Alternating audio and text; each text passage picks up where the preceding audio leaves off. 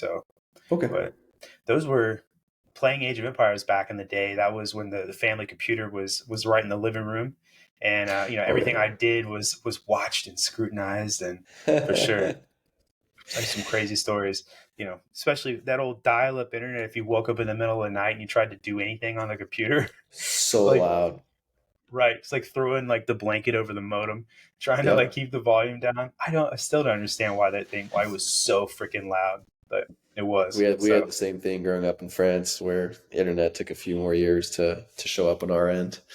mhm. Yeah, I remember the ADSL hookup. That Yeah, sound, like it's drilled into my memory. it is. It totally is. And man, I don't know. I don't miss dial-up internet at all. Having to like negotiate with my mom, like, can I get on before you call your friends for the rest of the evening? Those sort of things. Totally different life Absolutely. now, man. Now the internet is everywhere and on your phone and in your pocket. So, but anyway, everybody, welcome back to another episode of I Came with Fire podcast. Tonight we are here with Felix Tabary of Troop, Activist Investing Troop.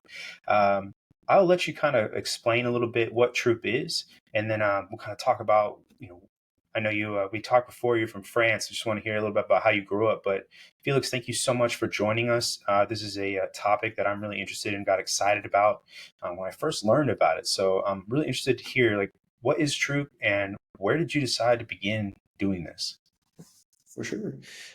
First of all, Brandon, thanks so much for having me. It's a pleasure to be here. It's an exciting opportunity to talk a little bit about Troop, of course, but also the space that we're building in, which is a Mm-hmm. kind of a cool space. Not very well known, but once you start to get into Yeah. it, so many different rabbit holes to get into. Mm-hmm. All right, so where did we get started? I think most people listening might remember the GameStop moment in time that took Oh place, yeah. a little over 2 years ago. Oh yeah. Uh, and for anyone who hasn't seen the movie that recently came out about it, by the way, highly recommend. It's quite fun. I think it's called I Dumb haven't yet. Money. It It's, is. I really want to see it. it was a good time, and it does Cool. relate. I think a lot of what happened there pretty accurately. But anyways, That's good. there was this. While the GameStop episode was unfolding, there was one part of that story that really caught my attention, which is that the shareholders and people who bought shares of GameStop overwhelmingly decided to exercise their right to vote Mm-hmm. as shareholders. Right. And this is not something that I think we associate a lot with owning shares in this country, or frankly, in a lot of other countries that have open stock markets. But when you Yeah. own a share of a company, you typically, at least once a year, have the right to weigh in on a couple decisions. And those decisions Mm-hmm. include who's going to be on the board, which auditing firm are we going to hire to audit our books. Are we gonna sign off on the pay package for the executives in the company, and Mm-hmm. then occasionally a whole host of other topics, shareholder proposals, resolutions, etc., letters, things that essentially, now that we have all the shareholders' attention, let's talk about these things. How do we feel about them as a group of people who technically own this company? Right. And I was familiar with the concept of shareholder voting, but in a kind of a different way. I started my career off of Wall Street at Bloomberg. Uh, Mm-hmm. Bloomberg are the makers of this machine slash software package that essentially revolutionized the biggest market in the world, which is the bond market.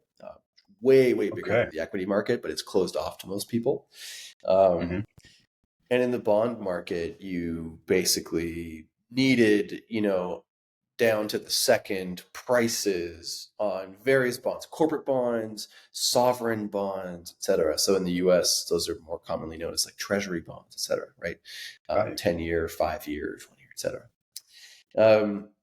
And when I was at Bloomberg, the first group of people that I was told to go sell the Bloomberg terminal to were Mm-hmm. hedge funds that do a specific thing in the financial markets called activist investing. And Okay. activist investing is essentially when you buy up shares in a company, you try to own as much of it as you can, but typically most Hmm. activists on average own around 5-6%. And then what you do is you Gotcha. build a thesis and you say, hey, I think this company can be made to be more valuable if we just implement a couple of these changes. So let's swap out some member on the board, or let's sell off this unit, or typically also frustratingly, let's fire a bunch of people, whatever it might be. Mhm.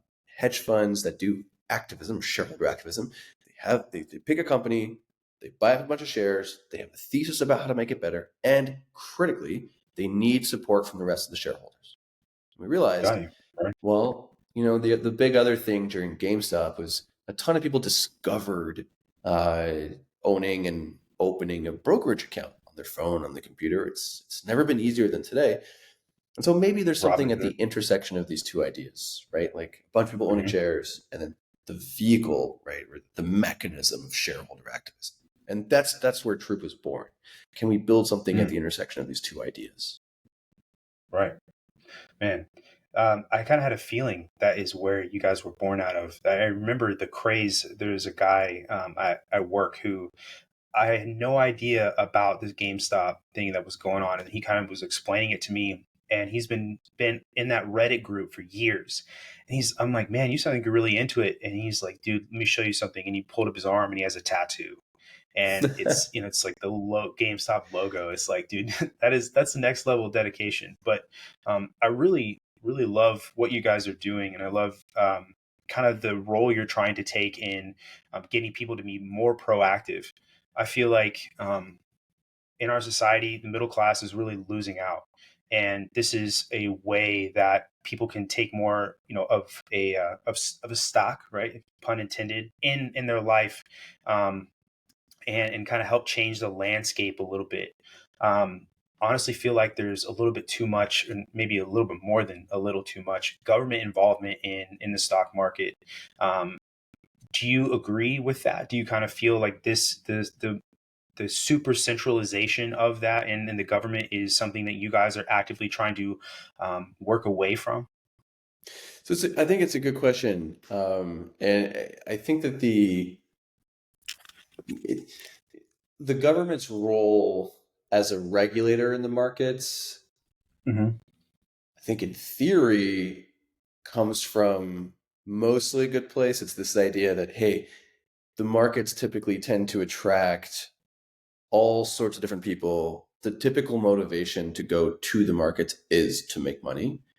What we Hmm. know about what happens when you're motivated by really the sole purpose of making money and you go to a place for it is that it can sometimes be a place that invites a little bit of dishonesty, a little bit of excess, right? Oh yeah. And so, in Hmm. theory, the role of the regulator is to try and come in and make sure that the markets are about as fair as they can be.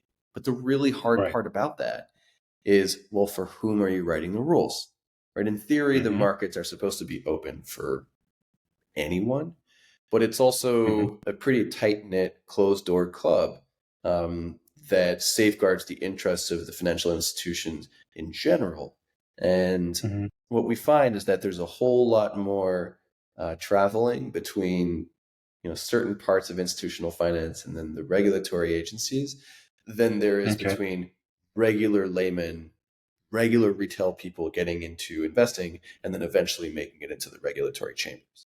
So Mm. what that really means is that while personally I think that it's important to have a government regulatory agency that oversees markets for the purpose of keeping Hmm. things fair, um, it's it's difficult, to make sure that It is. everyone's interests are represented in the way that the rules are written. And it's Hmm. hard not to feel like there are kind of two sets of rules, right? Rules written Definitely. for Wall Street and then rules written for Main Street.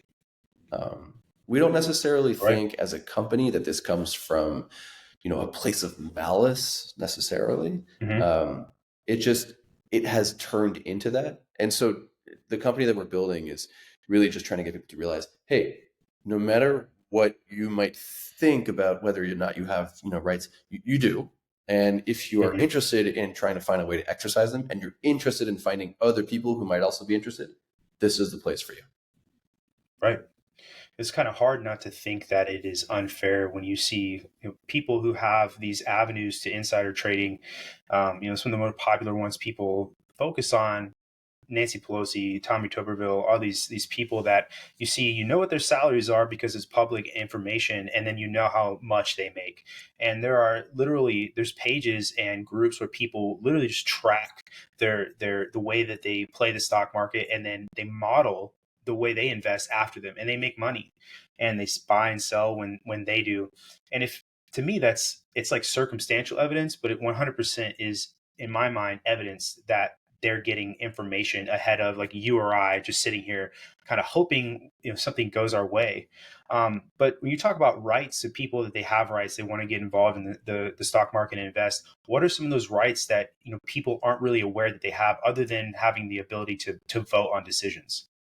Sure thing. And as a quick aside, totally Hmm. agree with the fact that it's really not that hard to track what some of our lawmakers are invested in. It's not a Hmm. stretch of the imagination to feel like maybe these are people who shouldn't be able to, during their tenure in public office, Yeah, invest in the public yeah. markets. To me, that's not a That's kind of what I was. crazy idea.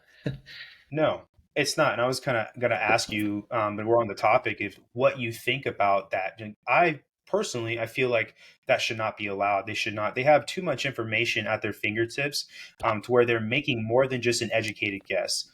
I Yeah, could go to somebody for investing advice that works in a financial firm, and they give me advice, and that's an educated guess. I'd say those people have a lot more than an educated guess. They kind of went to the teacher's desk and got the test ahead of the time, took a look at it, and then took the test. You know what I mean? So, I mean, I feel like you 100%. probably agree that probably shouldn't be allowed to. Yeah, something needs to happen, but they vote on their own salaries, so it's it's kind of hard. How do I don't know what the solution is to kind of take that power back. I mean, like maybe this is my French background, but the way that I would recommend uh, building a solution to avoid that is perhaps the Hmm. simplest way, which is just making it illegal to own stock in publicly traded companies during your public Hmm. tenure in office. I mean, you're supposed to be a public servant, right? If you're doing it and you're Right. motivated by capital gains, you're Hmm. probably not doing it for the right reasons. I would imagine. But of course, every Definitely. situation is different, but it just feels like it's a little contrary. If you're writing the Hmm. rules, how could you also be invested in the same companies that are standing to benefit from those rules? The Exactly. idea that you would self-report, and play fair because you have a reporting duty. I mean, evidently that's not Hmm. working. So, No, it's one of the more glaring evidences of a conflict of interest. yeah, And I'm not totally. sure, if you're aware, but when we became a country, the United States became a country, if you were going to be a representative, at first you couldn't even live near the capital. You had to live in the colony or the state eventually that you resided in and that you represented the people for. And so that sort of separation kind of keeps you honest, when it also could not be your primary job. It was essentially a duty. And we've definitely gotten a lot, further away from, and there's a lot more nuance in our country now, with a lot more people and a lot of other things going on, that you can't have that colonial construct of what it means to represent people anymore at all. But that sort of idea, like we were talking about, the conflict of interest, it's so obvious that this should be that way, to keep people honest, to prevent these sorts of things from happening. And it also engenders a lot more trust in people when you know that you can trust them. And then you are yielding that power over what somebody is, like you said, a public servant. They work for the common man in this country. It's not the other way around, though I feel like we're losing sight of that a little bit in the United States, and maybe some other more democratic countries in the world as well. I mean, you don't have to look too far, like in the U.S., to find data that confirms what you're saying. I mean, Yeah. what is it? Not like eight or something, or 8 or 9 out of the 10 uh, highest tax bracket zip codes in the US are all in the Mm. DC, Right. Maryland, Virginia area. I mean, Yeah. that's crazy. It's That so that doesn't it seem is. right. Yeah. No, and we can argue, correlation and causation aren't always linked, but I'm pretty sure that's a safe bet on that one. So, just my Yeah, two I cents think on I that. think we So, know where that's coming from, but yeah, absolutely. So, as we mentioned a couple times, you're originally from France. What was that like growing up in France, and then what are some of the differences between, like, just in general, being growing up in France, living in France, and the United States that you've noticed? Sure. I would say in France we have a pretty deep culture of what's called civic education. Um, Hmm. it's this idea that we, as a country, are roughly part of an ensemble, like a collective, and Hmm. that for the most part, again, perhaps not as like a collective experience as certain countries in Southeast Asia, but still to the scale of Europe, there's this like collective understanding that's quite strong. Yeah. And I would say the culture of questioning the systems of power Hmm. is pretty deeply rooted. One of the most remarkable Definitely. things in France is that the current president of the country, who's now in his Hmm. second term, Hmm. he created a political party from scratch a year before a general election and then won. That Hmm. would be like somebody creating an alternative to the Republican or Democratic Party and then winning the next Right. year off of that Right. platform. I mean, Right. it's really hard to imagine and conceive of in the US, but to me, even though it can lead to pretty fraught political debates, it also means that the democracy is, for the most part, very much alive and for the most part well, in the sense that it's functioning as intended, right? New ideas Yeah. come to the forefront, political parties live and die, new ideologies Hmm. are presented, and all of those have the ability to exist, which is kind of cool. Right. Um, I would say, though, at the same time, there's because there's such a widespread culture of poking holes in everything and questioning things and generally rejecting most forms of organized Hmm. authority. Um, I would say as a result, there's a general, I think, I wouldn't say aversion to entrepreneurship because ultimately, like, entrepreneurship is I mean, the word entrepreneur is literally a French word. It means It to is. undertake. um, so I would say, I think the biggest cultural difference is that in the US, there is an unbelievable amount of positivity and also imagining what could be and what might be. Now, we can argue Hmm. all day about where the motivations for that come from. Sure, you could argue, like, oh, it's because people just want to get rich. Fair. Okay, fine. But at the end of the day, it doesn't change the fact that there is an unbelievable spirit of competitiveness and wanting to like Hmm. surpass yourself. And I think that I don't know that I necessarily think I would have started the company if it hadn't been for moving to the US, where I feel constantly surrounded by people who just make me want to be the most competitive and best version of myself at all times. It's sometimes Hmm. exhausting, yes, Yeah. but it's very Definitely. motivating. Do you think that it's 100% that, or maybe not 100%, but do you think it's kind of rooted in the difference between the individualism versus the community aspect that you're talking about, like in France? Because I would agree. I lived pretty often, or a lot of my life in Germany, and I agree. Like the Germans, I feel still they see themselves the same way. A lot of Europeans do. They see each other as more of a collective, as opposed to Americans who see themselves more individuals. And do you feel like that sort of cultural difference of American individualism versus like European collective culturalism is kind of why that exists, that drive to always change and be different? I think so. Yeah, I think it has a really profound impact. But I would say Hmm. that the U.S. levels of individualism have fluctuated over time.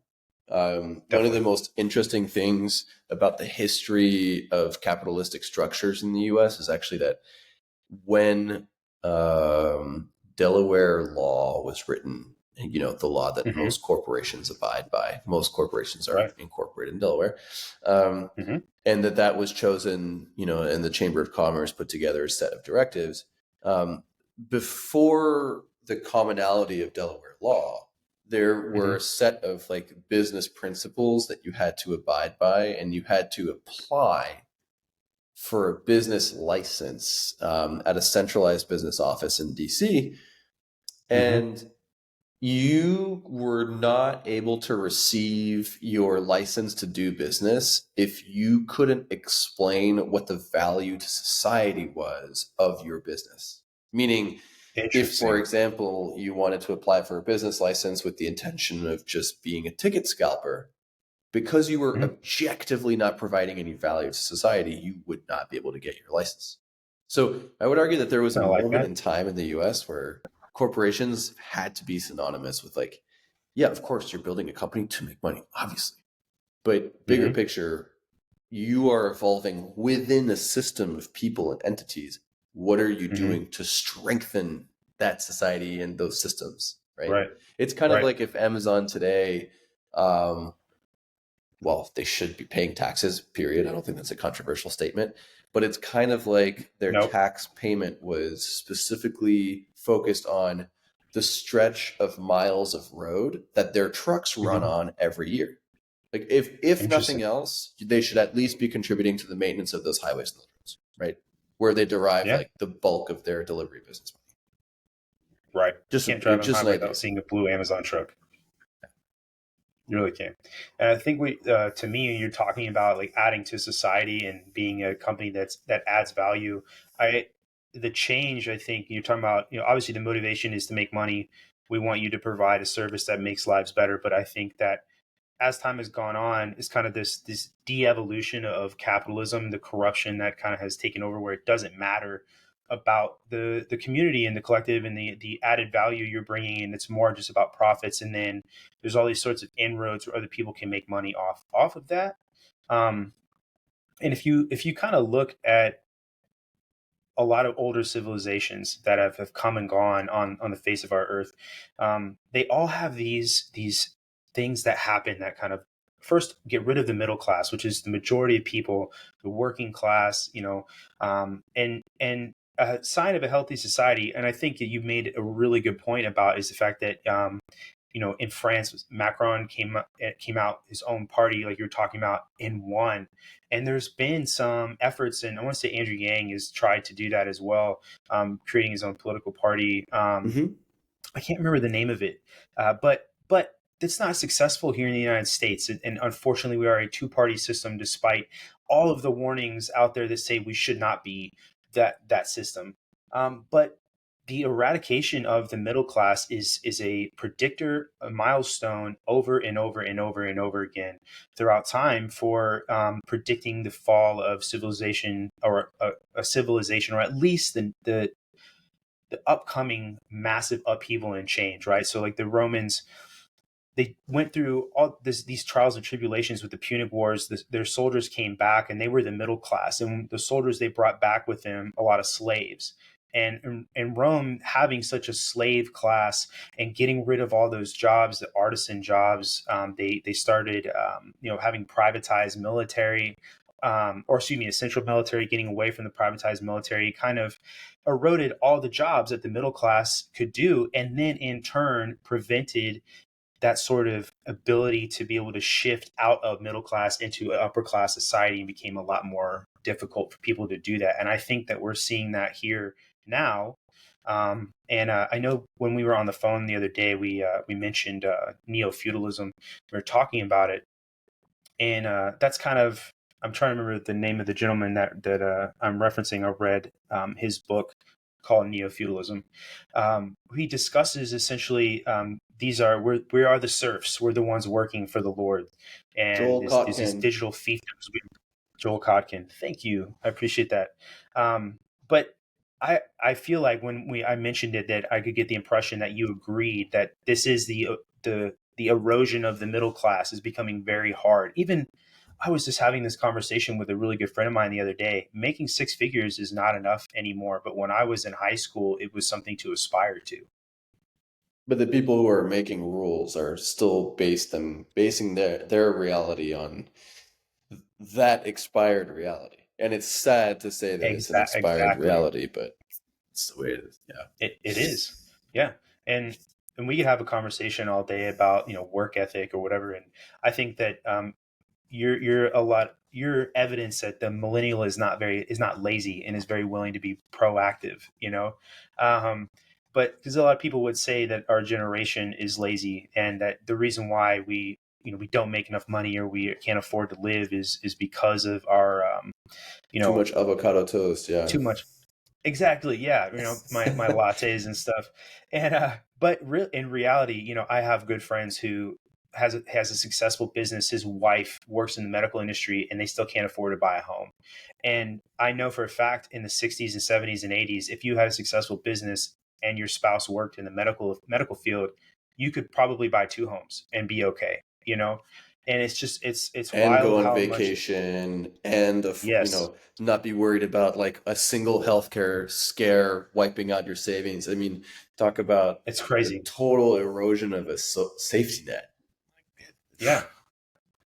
And that's kind of what this is. That idea of neo feudalism is the dependence on the person who gives you everything and can come in and take it at any point in time. Is essentially what's happening. Is we're getting to the point where we have to rent. Most people can't buy. You can't. I tell you what, I still have them all. I probably have 400 DVDs from when I was in college, and when I was a young airman. You don't really go buy DVDs anymore. We're becoming a renting culture, whether it's renting or buying something that's a digital product, and it kind of feels like it's all conditioning us towards this concept of ownership is going to be non-existent eventually.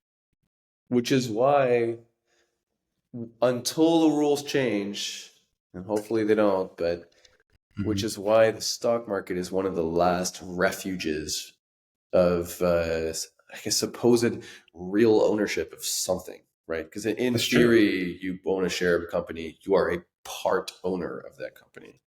But right? to your point, about neo feudalism and about the erosion of the middle class, to me, the way that this stands out the most loudly is in another terminology, which Okay. I'm not sure if it's necessarily controversial, but I feel like perhaps it can rub people some people the wrong way. But I Well, like to think of it as income inequality. Um, okay. Yeah. and there are two ways to understand, I think, or many ways, but the two principal ways to understand the erosion of the middle class.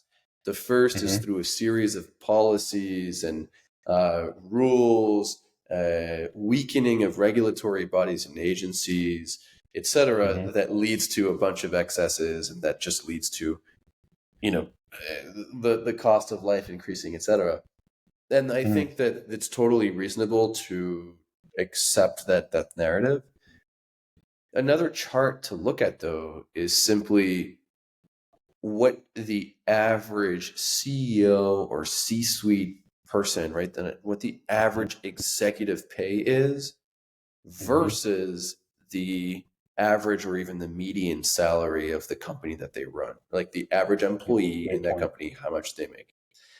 Great And point. we've seen that multiple explode over the past 25, 30 years. I mean, ever Hmm. since 1984, it has really not stopped rising. And I think Hmm. one of the issues with that is, you know, you mentioned it yourself. I think the return from the Punic Wars led to a lot of unrest. Even more, I suppose, recently and even more closely. Like, we don't think Oh of yeah. ancient Inca or Maya civilizations as particularly recent or close, but in the grand scheme of things, in terms of like human history, it was pretty recent and pretty close You're by. right. We have an abundance of evidence, most recently published by the University of New Mexico, suggesting that the Hmm. number one thing that led to the fall of Mayans Hmm. was totally unbridled income inequality. A huge gap between Really. a minority of people who concentrated 80, 90% of all of the wealth of that society, and then everyone else Hmm. was sharing 10%. And we look at those numbers and we think, oh, that's crazy. I mean, that'll never Hmm. happen here. We're headed on a crash course right there. And we know what the Yeah, consequences that's true. It kind of explains when the Spanish wrote about just being greeted and then handed piles of gold by the leaders. It's who was massing that gold. I guarantee it wasn't being kept in everybody's huts. It was wherever the temples were, and the high priests and Yeah, the emperor heavily or whatever. concentrated. So that's a really interesting point. I'll have to look that up. Um, And the by the way, I, I think you mentioned Andrew Yang, really interesting mhm, guy. I haven't really caught up on his most recent politics, but and I think yeah. his party was called like something like Moving Forward or Forward Movement or something. That the word forward is in there, if I remember correctly.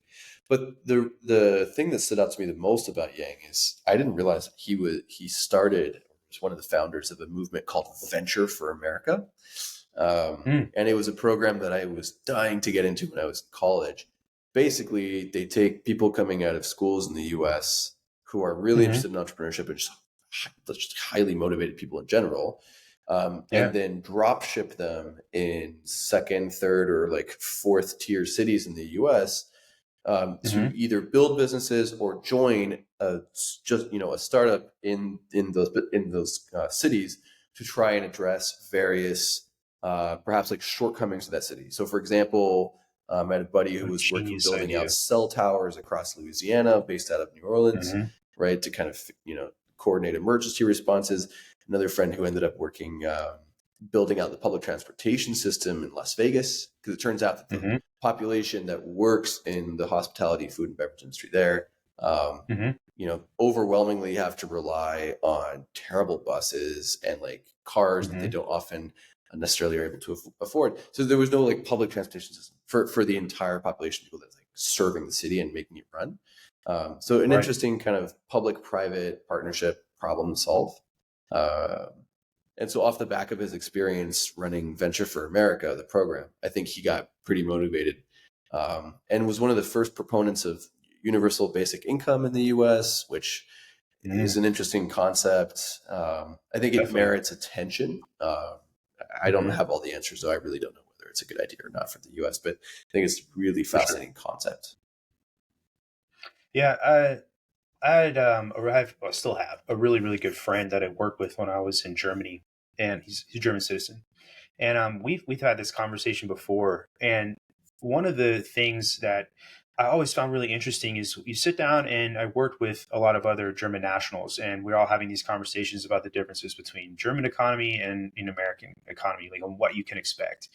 And one of the interesting things I learned is that if you need to take medical leave in Germany, you can, and you can take it for up to a year. And I feel like it's a year that, and you still get paid your full wage.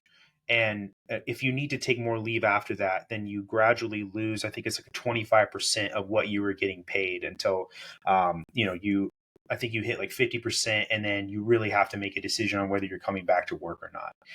But there's such a long time, and we could also talk about maternity leave or like family leave as well. Like that definitely is lacking hardcore here in the United States. But that's like a separate conversation, but not. But it's so interesting you talk about that. That income. He had some pretty strong opinions on people getting paid while they weren't working, and he was not in favor of it. And he knows. And we had to let them abide by the rules of Germany while we were there. And as you know, I'm in the Air Force. I was there with the Air Force, so they're working for the U.S. government. And we had to let them abide by those rules, but he knew people were abusing it, and that people do abuse it while they're there. So there is that risk that you talked about. That conversation should be had. And I agree. I think there should be a conversation on it. I'm not just black or white. It's a no for me. You know what I mean? I think that there's nothing, there's obviously things that have to work out, and we're not going to solve those problems in this conversation, but it warrants the conversation. It's not a terrible idea, in my opinion. But there's some things that the United States, I feel like, could kind of catch up on that other countries have taken a better stance on, for sure, like France and Yeah. Germany. To kind of piggyback off of the Germany example, one of the coolest things I think about the German set of Hmm rules, in particular as it governs their stock market, but really for any large corporation in Germany, you have a board of 6, Mm-hmm. 8, 10, 12 people.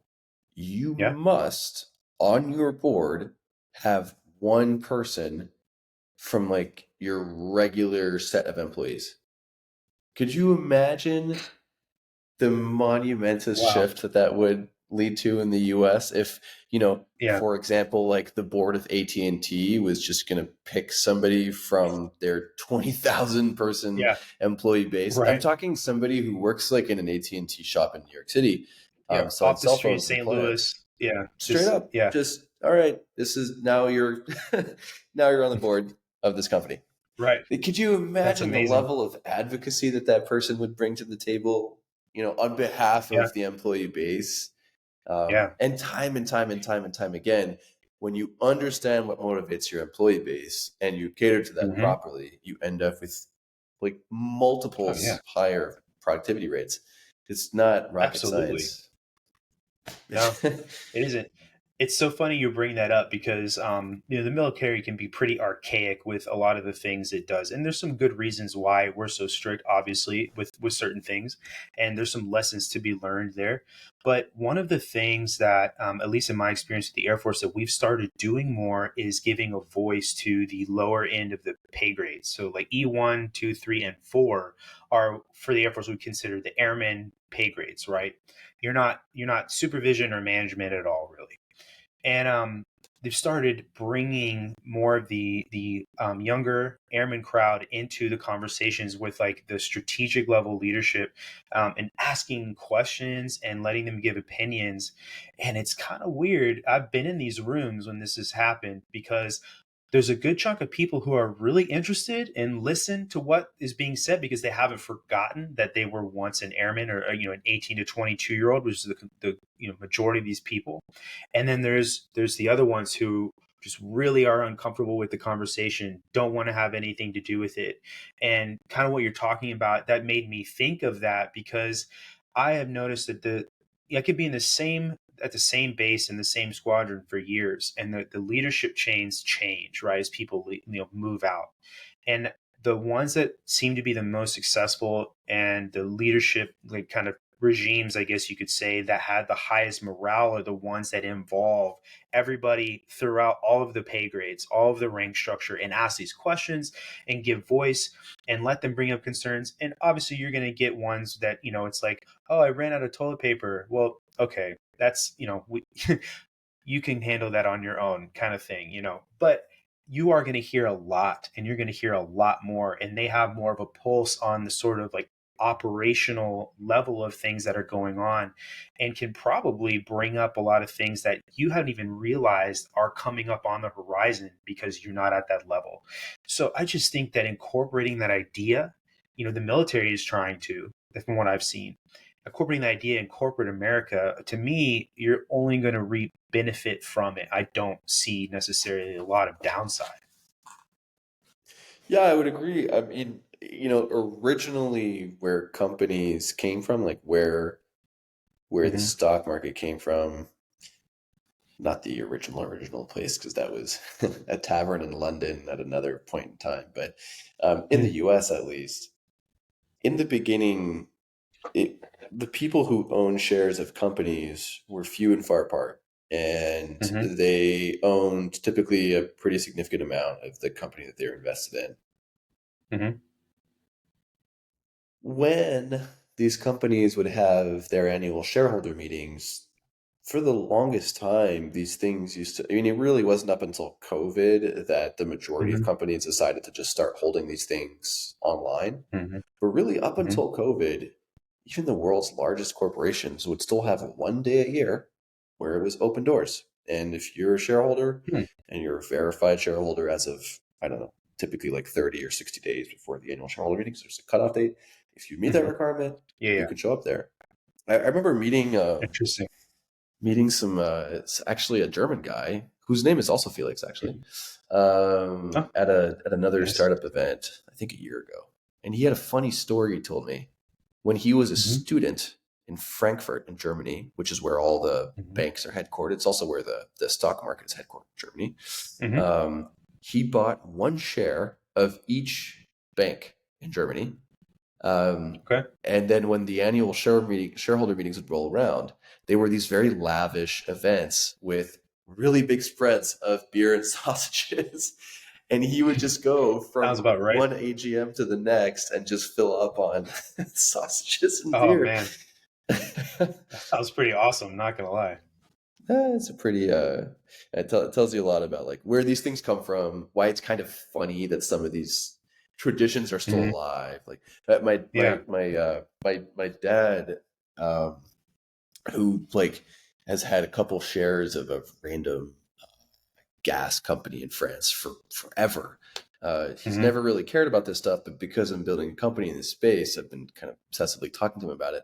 And he actually Hmm. went to the annual shareholder meeting because he got the letter and he's never even opened it in the past. And he went this Hmm. year and he was just very excited, took a bunch of pictures, blah, blah, blah. Hmm. He's in his mid 60s. He was the youngest person there. Hmm. Um, and this is how companies do it. You show up, they give you a little voucher, a meal voucher, and Yeah. then they give you the voting packet with all of the pro management suggestions kind of Uh, neatly circled. And they of give you your course. ticket on top of that. And they say, all right, sit tight, listen to this for the next 2 hours, and then you can go redeem your ticket for a meal at the at the cafeteria Oh after. my gosh. How, Right. how do you think these people are voting? Exactly With how they're management told, every basically. time. Right. Every time. Yeah. Man, you have to, there has to be an effort to take some of that back, and the piece is education. You talked before about France's civic education. There's not a lot of that anymore in the United States. And um, I had my education was mostly Department of Defense dependence schools is what they're called. So Hmm. they're all on base, right? And it's not like military school in the sense that we had like uniforms and stuff like that. It's regular like American education. But anyway, the first time I ever had a civics class was after I moved back to the United States and was going to college in St. Louis. And I knew enough about, I guess, or a little bit about the government from like my dad, who was active duty Air Force as well. But it was pretty wild. The little that I knew sitting in class with other students, and this, the professor talking about, our government, what the different branches are and all that stuff. They had no idea like we even had different branches of government and what they did, and it's pretty shocking. And actually last night we were talking to, he's a former U.S. Army Ranger, former Border Patrol agent, and he wrote a book called Borderline, and it's about the southern border and kind of humanizing and empathizing with the people that are coming across the border that need help and need asylum, and also kind of reconciling it as a country to stay safe but also help people and be true to American values, because we're a nation of immigrants. So last night talking to Vince Vargas, wrote a book, Borderline, and one of the things we were talking about is how to become a citizen in the United States you have to take a test. And I Mm. sort of made the point essentially that I feel like to graduate high school in the United States, you should have to take the same test that these people that want to come and immigrate in the United States have to take to prove essentially they want to be a naturalized citizen in the United States. And because it has to do with our government, it has to do with appreciation of the United States, it has to do with understanding the history. And you go, I know I do in the Air Force, in the military in general, there are a lot of people who have earned their citizenship through military service. And I will tell you without any shame that the majority of the people that I have met that are the most patriotic are ones that grew up somewhere else and have come to the United States. And they know a hell of a lot more than the average 18 to 22-year-old in the United States about our history, about our government, about the way this all functions, all that stuff. And so I feel like it's a piece of our puzzle, so to speak, in the United States that we're missing very poorly is civics. And I feel like you should have to take the same test and prove Yeah. you understand. And I'll say this too, and this may be sort of controversial, but there's a lot of studies that have gone on about the more egalitarian societies get, the more rights that everybody have to vote, that you're going to see sort of people not paying attention to the things that matter in the country, with a less invested interest in keeping the ideals afloat of that country, because it should be now, and I don't advocate for like landed gentry and you have to be certain race and color, and don't think anything like that. But I do think that you should have to have a vested interest in our country to be able to make decisions for everybody else, or help make decisions for everybody else. And I think a good way to quantify that is that test, right? Because at least you could say you have been thoroughly educated on what this means, and then from there, I respect you as a human being and the decisions you want to make and you want to vote for. And that's the beauty of the United States, to me, is allowing those ideas and concepts to flourish. That's where we've got to where we are today. And I know in France, this the idea of the Enlightenment that that our American founding fathers got a lot of from are from French philosophers as well. So you guys appreciate those same ideas and concepts equally. Oh, 100%.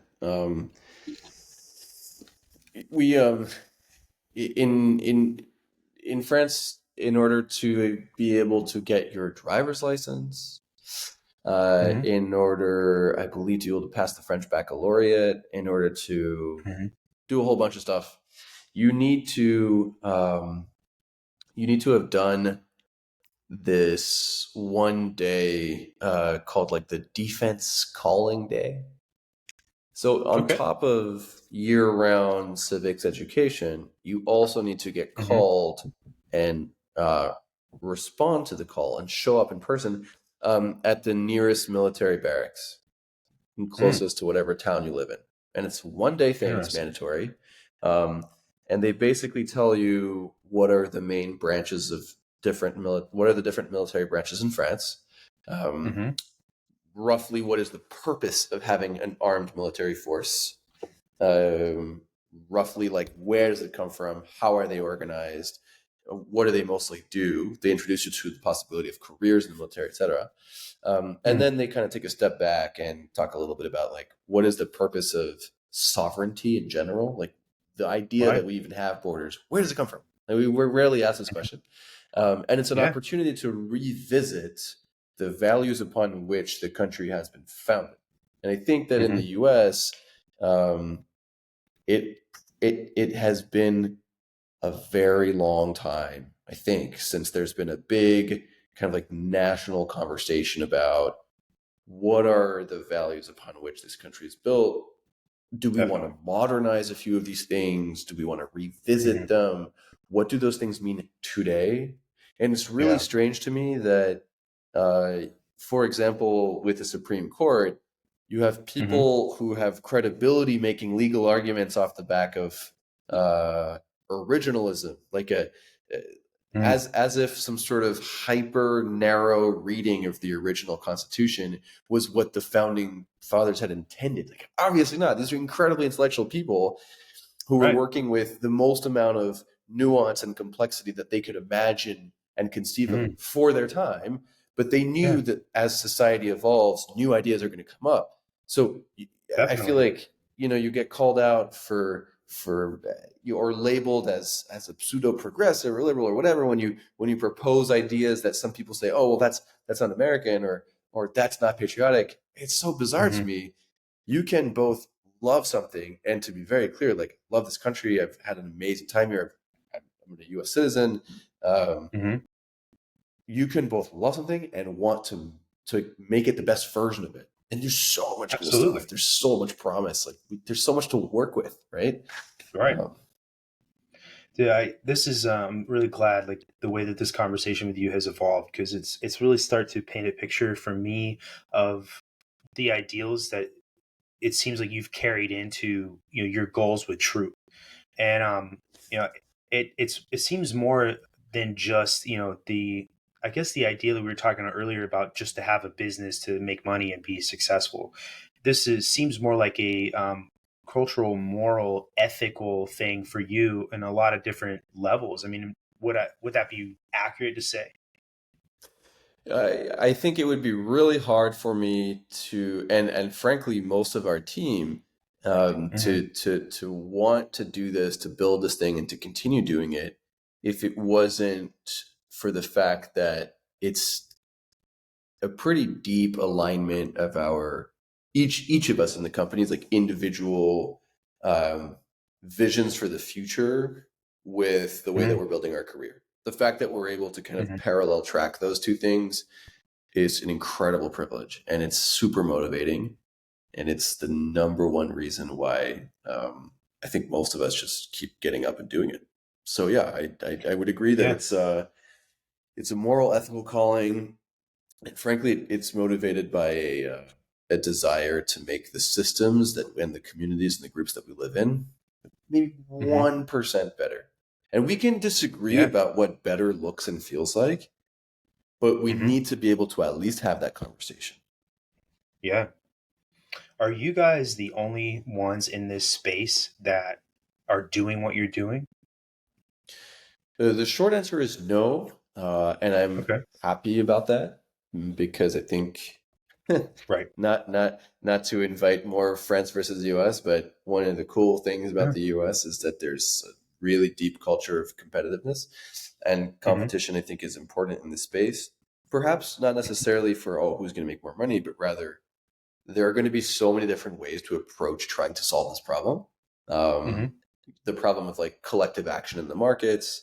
Uh, and so I'm grateful that a bunch of other companies are moving in this space. But I would say there are kind of three ways to look at this space. The first is you need to go buy shares so that you can participate in XYZ initiative.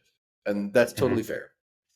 Another initiative is will you probably already own shares Mm-hmm. because you may have a 401k or a pension fund, or maybe you Right. bought a couple shares of like a mutual fund or an ETF at some point, right? Mm-hmm. Um, you should be able to do something with those.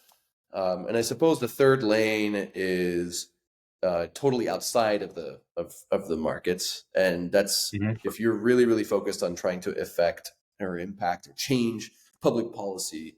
You can write public policy. You can vote for a politician. Mm-hmm. You can strike. You can boycott. You can divest. You Yeah. name it, right? You can organize. But the two lanes that I'm talking about really are kind of focused in the stock market. One requires active everyday participation. That's where we got started, but we're moving away from that. And what we're moving Mm-hmm. more closely to is, hey, you already have assets. You may not necessarily know about that. How can we help you realize that? And how can we work with you on helping you leverage those things with Mm-hmm. other people? So yeah. What does that help look like? So it's a good question. So remember in the earlier part of our conversation, I mentioned that what you refer to as the erosion of the middle class. I Right. think of in a I similarly think about that concept, but I have a different labeling for it. I call it income inequality. Right. Um, Very fair. and in the corporate world space, if you think about the fact that regular people are invited to vote, Mm-hmm. um, maybe once a year Mm-hmm. on three mandatory items. One, who's on the board. Two, who's the auditor, the financial auditor of this company. And then Mm-hmm. three, critically, are we going to approve the pay package? I would Mm-hmm. argue that if systematically people rejected executive pay packages Mm-hmm. on the grounds that they are most likely to contribute to social and societal unrest, right? Because what Mm-hmm. happens, you have unbridled income inequality and it goes on for Right. long enough. And then the foundations of society start to get shaky and then things kind of Mm-hmm. break down into mayhem, right? Mm-hmm. We don't need to get all the way there to start talking about systems change. And the Definitely not. method to push systems change is to systematically make sure that your 401k investments, your anything else that you might be invested in any way, shape, or form in the stock market, Mm-hmm. that your shares, even if you are not the one exercising your right to vote, you've given it to your fund manager, that person, Mm-hmm. that team, that company are basically representing your vision for the future in the way that your assets are being voted. And we Mm-hmm. started in this space trying to get people to connect their individual brokerage accounts to our app. We're moving away I from that remember. because we're taking this technology now and we're taking it directly to the world's biggest asset managers. So BlackRock, Mm. State Street, Vanguard, Fidelity, Franklin Templeton, you name it. And we're trying to convince them, hey, what if you used our platform just for the voting part? Everything else, you do exactly what you'd like to do. It's your business. We have no thoughts about it. But on the voting piece, our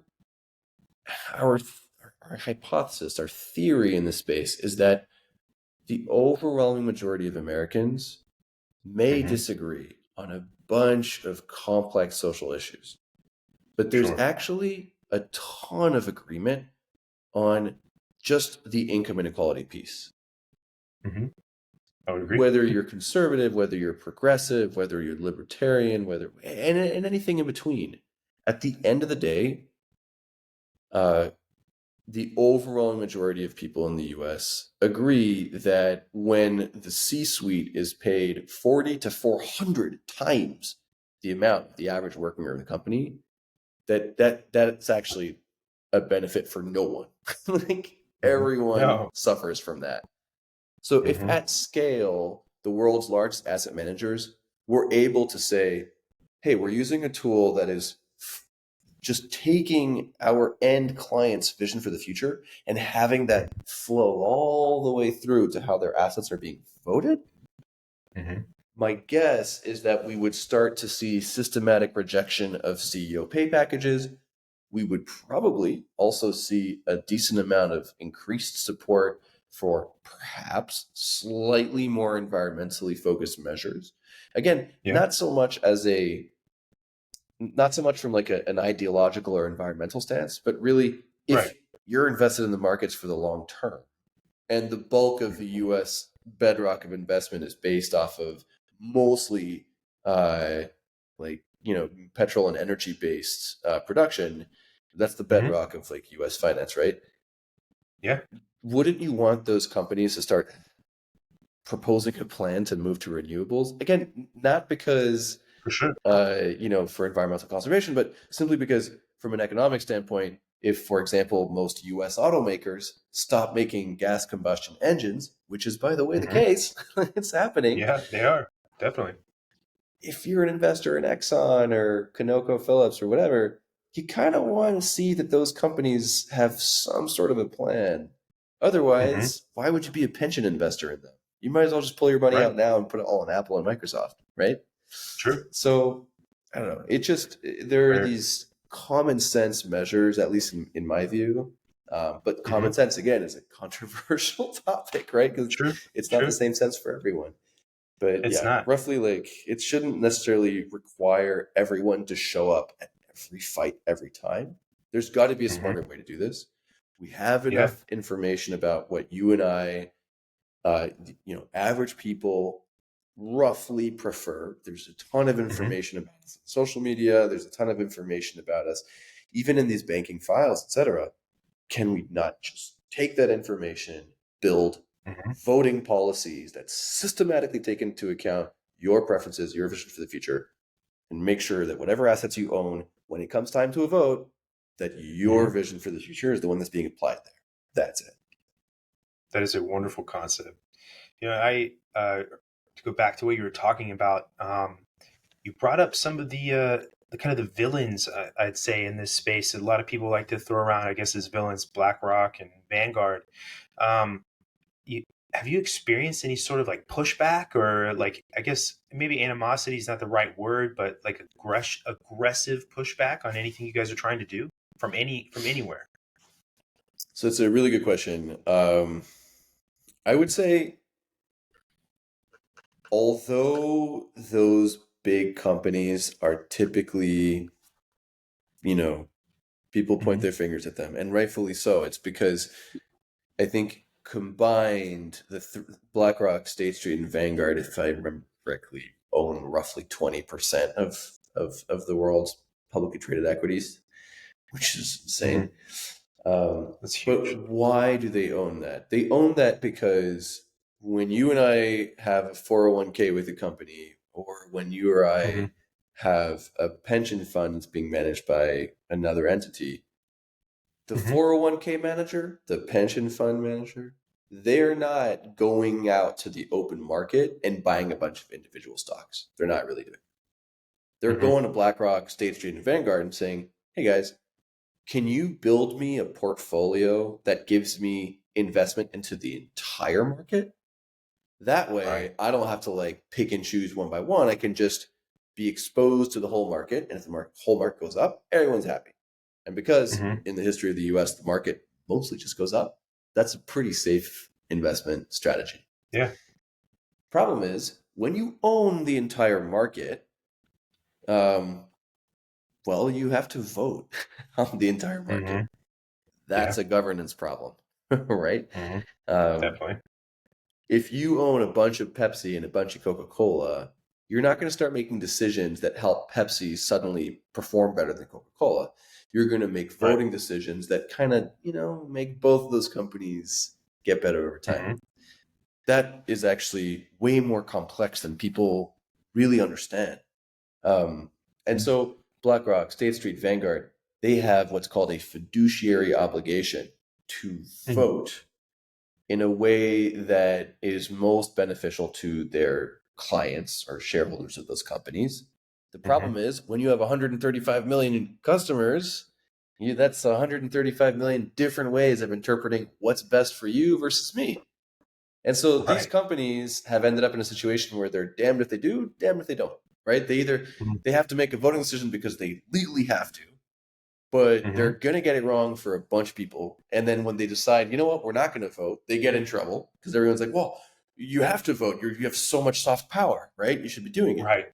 So what happens? These companies and everyone else like them in this space have, over the past 25, 30 years, turned to two companies, just two companies on Wall Street. ISS, which is called Institutional Shareholder Services, and Glass Lewis. And these two companies provide what's called proxy advisory. So if you think about it, everyone who manages assets has an obligation to vote stuff, but they don't want to vote this stuff. It gets political, it gets polarizing, it's a sticky topic. So what do? They just buy a standardized set of voting recommendations from one of these two players in the space. In our view, there should be way more providers of voting recommendations, and there should be at least one player in the space that provides voting recommendations that roughly echo the wills and sentiments of most people, like the average person in the US. And neither of those two services are built or designed with the average person in mind. They're designed with a very specific set of financial indicators. So to me, that's too narrow of a definition of fiduciary responsibility. So True is actually entering that space where we aspire to compete with ISS and Glass Lewis on proxy advisory. Got you. Okay. So the pushback you get is from the guys already in the field, essentially doing this, who don't want you to come in and shift and shake things up, I guess, basically is what you're saying. Yes. And there is, in the industry parlance, a 600-pound gorilla in the room that nobody talks about. And that is a company that owns all of the back-end voting infrastructure. Well, you're educating me here. What is that 600-pound gorilla? That company is called Broadridge. Okay. They are a publicly traded company. None of this is secretive. You can find all this stuff in their filings. They basically, over the course of many years, and again, like this started with the right intentions, right? They realized, hey, we need to build systems that help shareholders who live in all 50 states across the US now receive communication from the companies that they've invested in. When it was an old boys club and it was 50 or 100 people, mostly in New York City, that was manageable. When it's dozens of millions of people across the entire US, it's a little bit more difficult to make sure that everyone's receiving the packets at the right time, the right information. So one company kind of sprung up and decided to just like eat up that space. That company is called Hmm. Broadridge. It has Okay. grown into a $6.5 billion revenue a year company. Mm. Um, that roughly makes its money through snail mail and email, Okay. which is kind of wild in this day and age. For And the sure. real reason why the biggest asset management companies systematically turn to those two vote recommendation providers, Hmm. partially, yes, it's because their recommendation meets the requirements that they need to abide by, right? It's their fiduciary duty, blah blah. Hmm. The other reason why the world's largest asset managers systematically purchase these two guys' recommendation is because those guys are directly integrated with Broadridge. And so Hmm. the vote portion of the asset manager's job, which is always operationally complex, full of like clerical errors. It's a very manual process involving a ton of different Hmm. human beings across multiple different organizations.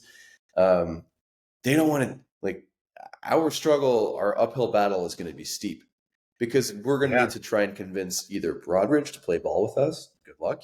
Hmm. Or we need to go to Right. all the Right. custodians who basically are sitting on the ledger of all these asset management firms and convince Hmm. them, hey, you trust us. We're we're worth a shot. We're a small tech firm based out of Brooklyn, and we're Hmm. trying to compete and like lower your costs and your expenses in this space and make it more efficient. But it's going to be Hmm. hard. But it doesn't make it any less worthwhile for us. Definitely. Man, it sounds extremely complicated. Like you have to walk a lot of really really fine lines because, and again, like I say, you're teaching me a lot with what you're saying. I'm by no means as educated in this as you are, but I feel like there's got to be so much legal parlance that goes on in the way you have conversations, the decisions that you make, probably even in trying to interact with some of these people. Um, and nothing in the legal world moves with any sort of speed, so I feel like it's probably a very long process as well, one that probably also requires a lot of money to make that happen. You said you're competing with a company that you said like $6.5 billion annually, right, revenue or whatever. That you know that's incredible. So I kind of got the impression, and please disabuse me of that impression when I say this, but that there's maybe not necessarily like a nefarious aspect of this, where they see you as like a competitor, or maybe somebody who, I don't know, for lack of a better term, is a bug to be squashed or anything like that. Hopefully, that's not the way you guys are seen. And if it is, I'm very interested to hear about that. But how do you guys navigate this? It seems just like you got to be a ship around a bunch of rocks. You know what I mean? How do you guys Yeah, do that? Like that sounds I think so. I guess there are a few ways to answer that. I guess I'll start by saying, hopefully, we're not seen, frankly, at all in the beginning. Like it would be nice to fly under the radar for a bit, but that's also a right. difficult thing to do when you're also trying to get people to trust that the system that you've built works. So you need to like balance that Hmm. out. We're trying to Big do as many dichotomy. speaking engagements as we can and trying to put out a little bit of Hmm. marketing to get it out there, but it's it's tough. Um, Yeah. I would say,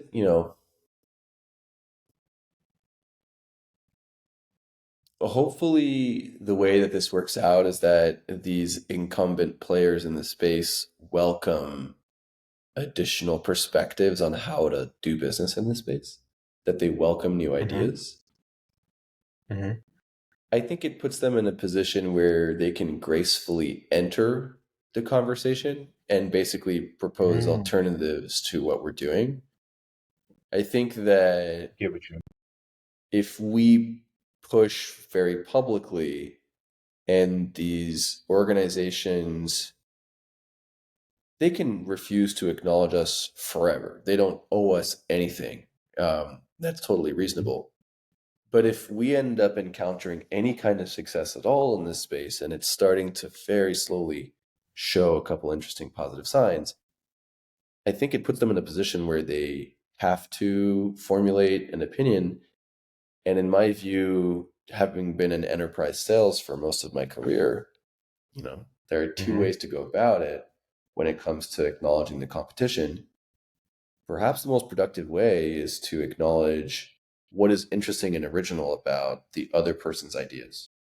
Now it's Mm-hmm. a very kind of graceful conversation where you have people that are exchanging on the merits of ideas as opposed to, Mm-hmm. oh, well, whatever. Or, it becomes a reasonable conversation. Mm-hmm. Or you don't acknowledge it at all. But I feel like the losing tactic is when you start pointing out the flaws in your competition. Mm-hmm. You end up really just kind of undermining yourself, right? Everyone is Right. offering a different perspective in the space. We're Mm-hmm. just trying to do what these other players are doing with way more technology, but also far fewer people and fewer means. So Mm-hmm. hopefully those things kind of match up at some point. I sort of feel like this has to be for you guys a conversation where if you're familiar with the concept of making somebody think an idea is theirs, even though it really isn't, and that you guys sort of exist in that space and are helping, I guess, or make yourselves appear to help usher them into a space where that is more fair for other people and perhaps garner that trust from them in that way where, like I said, it seems like it's their idea, but really you have been that conduit doing the groundwork, laying the foundation the whole time. Is that my understanding that properly? Yeah, that's super accurate. And last year, the guy who started BlackRock, because we tend to forget this, but Mm-hmm. like the company kind of came out of nowhere, and then turned into a $1 trillion Yeah, asset manager. Obviously not overnight, it's and wild. it required a lot of smart planning. But this is not a company that Pretty has quick. been around for 200 years. Like it's been around for, I don't Mm-hmm. know, 25, 30, Mm-hmm. maybe 40 years. Anyways, the guy who runs it used to make ESG a big part of his brand, right? Environmental, Mm-hmm. social, and governance Yep. kind of data. Yep. Um, Mm-hmm. and he got blasted for that so hard by a bunch of Southern state attorney generals in the past year Right. that he very Right. publicly came out and said, "You know what? I'm actually not pro ESG, but I'm also not anti ESG. I just don't have an opinion anymore." Right. It was one of the Okay. most symbolic and public kind of about faces that I've seen in a while, which to Mm-hmm. me just like you can focus on, wow, things have gotten so polarized. But the biggest takeaway for me was more, okay, this just means that we need a system that is better at incorporating the even wider set of opinions, perspectives, whatever you want to call it, right? Visions for the future. We need a Mm-hmm. system that does a better job at incorporating that into a way that like our financial products are built and the way that our assets are managed and eventually voted. That's it. Okay. So while every other asset manager in the world is putting out billboards talking about hyper personalized and customized white glove financial services, blah, blah, really what they're Mm-hmm. talking about is an emphasis on personalization and quality. And yet, Okay.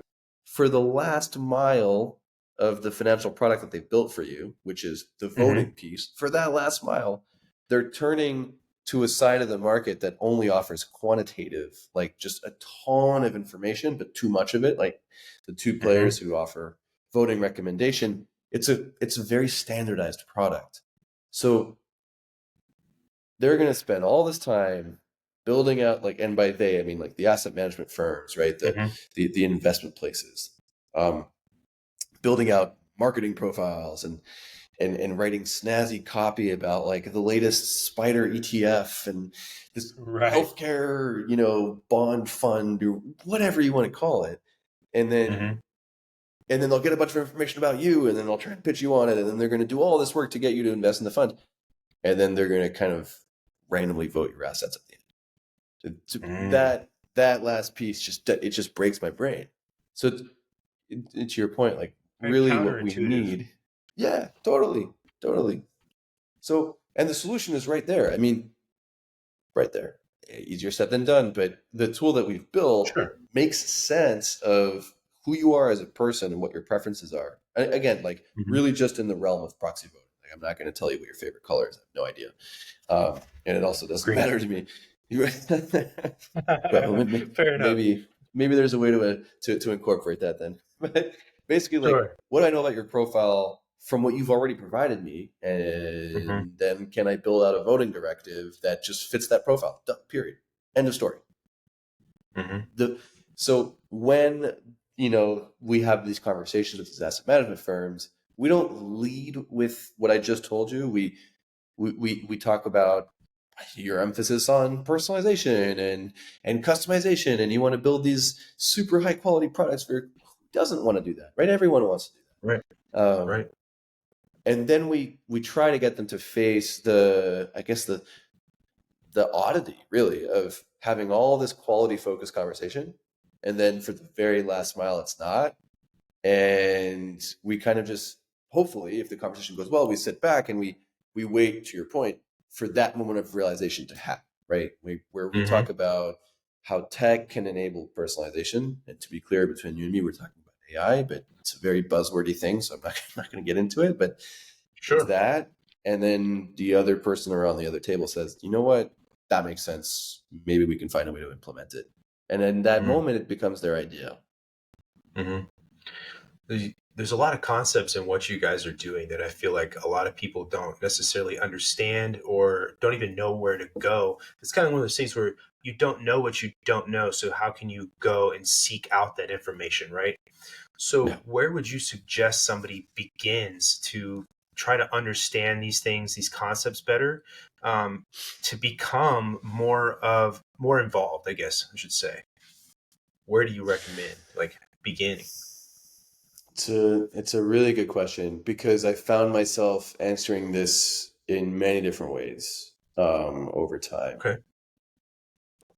I suppose the first thing is to take stock of how much you already know about the markets, how much you already are Mm-hmm. familiar with your own finances. Like, before even getting Mm-hmm. into voting and stocks and public policy, do you have any portion of whatever your net worth might be currently invested in the markets? Mm-hmm. Period. And I think for a lot of people, it starts there, because, for example, even me, like when I started my career at Bloomberg, they slapped this packet on my desk on the first day and were like, hey, pick your 401k contribution. I had no idea what that meant. What is a Yeah. 401k? What's a contribution? What does matching mean? Like, Right. where's the form I need to, and then trying to get any questions answered about, okay, I get all of that. Now where's the Yeah. money going? Oh, well, don't ask about that. What do you The mean? ether. Of course I'm going to ask Yeah. about that. And so, Mm-hmm. it goes to JP Morgan. They manage the 401k program of this company. Right. I said, okay, that's like 1/10 of the answer. Mm-hmm. You've told me what door to Definitely. knock on. So, like, Mm-hmm. show me more. Oh, well, okay, well, you didn't select your preferences, so we put you in a standard 60/40 fixed income equity, standardized investment vehicle. Again, what's in the vehicle? Oh, well, Mm-hmm. you've got some exposure to Coca-Cola, some exposure to Raytheon, and whatever, and like some exposure to Sure. Nvidia. Cool. How much? You got to peel back so many layers to get there. So I feel like, Massive money. before telling people to go to any particular website or to jump into any resources, just trying to get a sense of, like, where am I invested? Am I invested? Yeah. Am I not? Like, where is that money? Whose money is it? Do I have Mm-hmm. any rights over that money? If so, what are they? And if so, when can I exercise them? All that Right. stuff is like, once you start peeling back the layers, to me, those are interesting questions. Obviously, I would be remiss if I didn't, recommend that Definitely. people check out our blog at troop.com. Mm-hmm. It's TROOP.com. Mm-hmm. There's a lot of cool info there as well. The app is still alive, and it will probably be alive for a little while longer, until Mm-hmm. we figure out what to do with that portion of our company. Mm-hmm. But yeah, I'm also available, Felix at troop.com. Happy to literally answer any questions anytime about this stuff. It can be a little cryptic and hard to find information. And I totally feel that. So happy Yeah. to jump in. I have two questions. So I found you on LinkedIn, right? And Sure. you mentioned the 600-pound gorilla. You have a gorilla in your profile name. Is that a reference to this gorilla you're talking about? No, the gorilla comes from the Planet of the Apes inspired, Okay. Okay. uh, you know, slogan, I suppose, that made its rounds on Wall Street Bets and other internet forums on Reddit and Hmm. elsewhere during the GameStop saga, where Okay. basically Wall Street was referring to Main Street as a bunch of dumb apes. But in Planet of the Apes, one of the main points that the lead ape makes is he grabs a bunch of sticks together and Mm-hmm. can't break them in half. And then it makes the Many apes point strong. apes together strong. Hmm. And so the symbology of apes I love and that. gorillas in general has always been kind of like a wink. It's also the logo of our company is technically Yeah. an ape face. Mhm. No, I was going to say that's the perfect analogy for what you're trying to do is apes together strong for sure. One of the last question I want to ask you before wrapping up is I feel like you guys have to be pro cryptocurrency and To maybe be honest, anti central bank. Hmm. so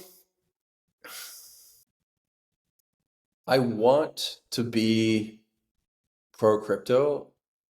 The honest answer is I just don't know enough about it. Interesting. I've watched the 1 hour and 57 minute Gary Gensler MIT lecture. Gary Gensler, by the way, is the current chairman of the SEC. Yeah. He breaks down, and I remember nodding off a few times during that video and like rewinding and forcing myself to watch the whole thing and taking notes. And I get, Mm. I think, a good amount of how and why it's built, but I suppose the things that I still don't understand is in what ways are the main crypto players not also just modern forms of centralization? You know, what I mean? Like it's That's six or true. seven companies that essentially own the crushing majority of the activity on chains. Hmm. Um, Similarly to how it's the Bank of England, the Central Bank of Hmm. Europe, the Fed, the Japanese central bank, and the Chinese central bank that are just basically printing the world's cash reserves. So Yeah. I don't understand enough about it to have an informed opinion. However, the one thing I will say is right around the time where we got kicked off and started building our company, there was another kind of moment in time, which was the Hmm. Constitution DAO. I don't know if you remember that. Yeah. um, I which don't think introduced me so. to DAOs, and it was another like an example of collective action in the market. It's just another market. Um, Okay. DAO stands for decentralized autonomous organization, and one of the interesting Mm. things about DAOs is that every coin, in theory, came with one exercisable voting right. So they Mm. reinvented the C corp with voting rights, except they did it on Right. chain. And I was really Mm. hoping to see a couple cool examples of that. So I would say I'm pro DAOs because I understand them as a concept. I don't know enough about Hmm. the general world of crypto, but I'm absolutely not opposed to it. I just don't understand enough about Yeah.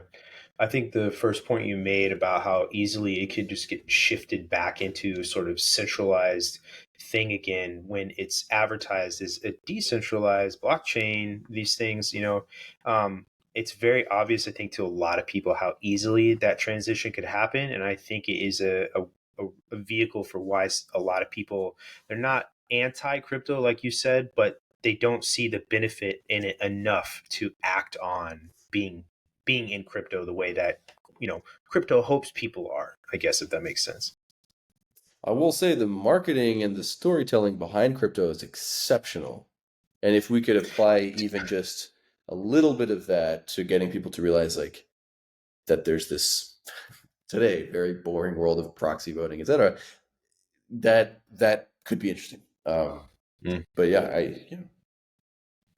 I think I think that what was the first example of Bitcoin being used to purchase something? It was to purchase pizza, right? Right. Um, that was the first time it was used. And I don't know that I've necessarily seen a ton of super compelling examples of real transactions today where they make use of it. But I don't think that Hmm. that's because crypto and the technology is bad. I think it's because Hmm. as individuals, there are only so many choices we can make every day. And if we have to start, It's a good point. figuring out alternative ways to pay for things and alternative payment systems in general, it Right. just feels overwhelming, right? So if it was made Transaction easier, fees. Hmm. yeah, totally, gas fees, and then the time it can Yeah. take for a Ethereum transaction to gas. like, Yeah. yeah, totally. Oh yeah. And No, Bitcoin is splitting, right? it is. In a couple Yeah. months. Supposedly. Yeah. I don't know enough about it to have a conversation, but I saw that the Twitter sphere or X, whatever the hell you want to call it now. Um, this is a pretty good place to go get like real time info on what people are doing in that space. But Oh man, if you you can know, teach you me how to navigate Twitter or X, I'd be it very grateful. It it's just feels so like a jungle.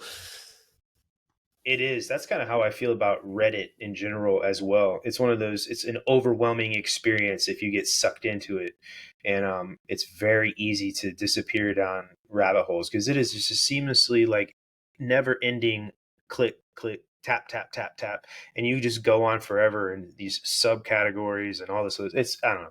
It's wild. But you'd said that the world of proxy voting is boring, but Felix, I definitely think that what you're doing is not boring at all. I think what you're doing is incredibly important. I definitely am looking forward to tracking what you guys are doing and what I'm sure will be a ton of success in the way you guys evolve and the way that you guys end up eventually being able to help more people like you want enter that space and then try to make that space more fair for the common person. So I truly appreciate you coming on, educating me, educating people listening, and just telling your story, man. I think that you're a pretty epic person, and like I said, looking forward to what you do in the future.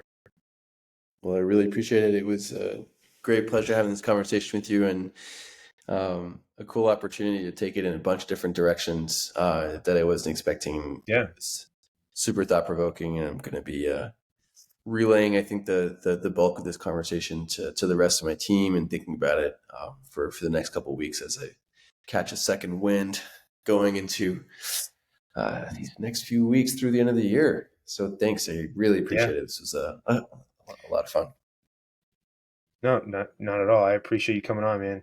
And this episode will drop not this Friday, but the following Friday. And I'll make sure that if you want, I can get you a copy of it as well, and I'll make sure that you know when it's live. So everybody, thank you again for listening to another episode of I Came with Fire podcast. Again, thank you to our guests for coming on. Make sure you check out Troop, Felix, and everything that they're doing over there. It's pretty amazing stuff. And you have a good night. Thanks. What's going on, Fire fans? I Came with Fire podcast is sponsored by Red Clover Coffee and Sheep's Clothing LLC. Red Clover Coffee is a veteran-owned company with small batch roasted coffees, and they just happen to donate to some pretty awesome charities. Whether you're into specialty flavored coffees, single source coffees, or having a really cool coffee mug and some badass slaps, Red Clover has you covered. You can order ground, whole bean, or even coffee pods and get it all at 10% off your entire purchase using coupon code CAMEWITHFIRE. Again, that's 10% off your entire purchase using our coupon code CAMEWITHFIRE. I personally love their Blueberry Invasion and African Roast. That Blueberry Invasion hits the spot. Head over and get yourself some awesome coffee and support us by supporting our sponsor. I Came with Fire podcast is also sponsored by Sheep's Clothing LLC. Sheep's Clothing LLC is a unifying banner for all violent arts, disciplines, professions, and survivors of violent circumstances. Redefine violence. Both Zach and I being survivors of violent circumstances and LEOs in the military, we are especially excited to be able to offer you 10% off your entire purchase with coupon code FIRE10 at checkout.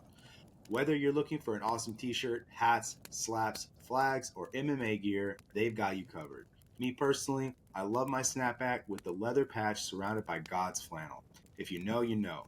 That's coupon code FIRE10, FIRE10 at checkout for 10% off your entire purchase. Thank you all so much for supporting this podcast. And if you should feel compelled, treat yourself by supporting our sponsors as well. They truly make a difference for us. Now let's make a difference for them. See you on the next show.